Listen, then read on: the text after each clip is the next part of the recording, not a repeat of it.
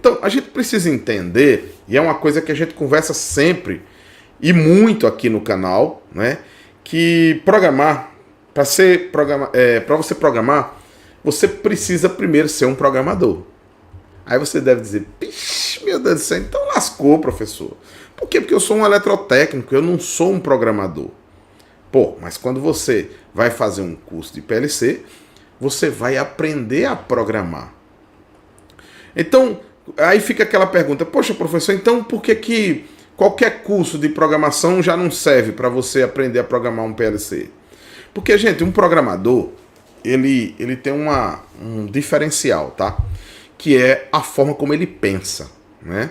Ele pensa,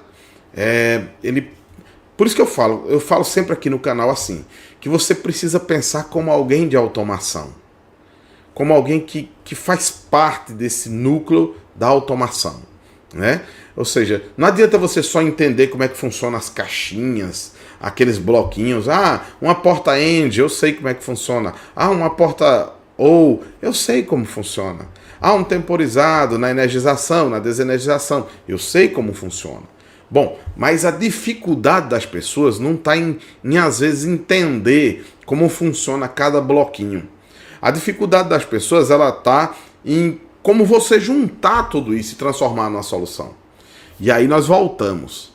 Um programador, ele pensa de uma forma diferente, né? Então ele é focado na solução. Porque geralmente os programadores, eles existem aí para resolver problemas.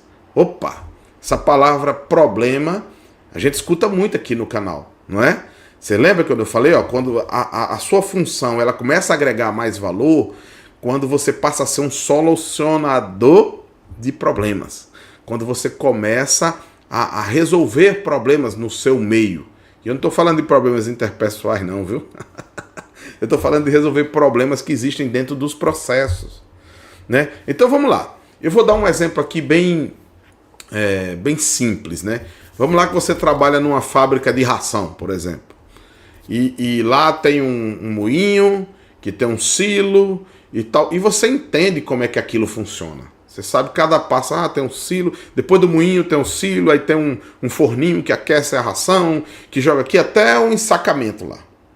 E você começa a ver lá que o gerente de produção, ou o responsável pela produção, ele se reclama sempre que, poxa, teve um atraso hoje porque aquilo ali acontece sempre assim e isso atrasa o processo. E você fica observando e você fala, poxa, como é que eu faço para automatizar aquilo, para resolver aquele problema, né? Então você começa a pensar como alguém de automação. E aí focado o quê? Na programação do seu PLC. Então perceba que é uma mudança, é uma virada de chave. Você está saindo daquele campo puramente de manutenção para voltar-se agora para alguém de solução. E se você é de manutenção, cara, você carrega consigo uma bagagem muito grande, porque você já conhece as coisas aí, como é que elas funcionam. Você sabe como é que funciona cada processo. Então, isso faz total diferença na hora de você gerar solução.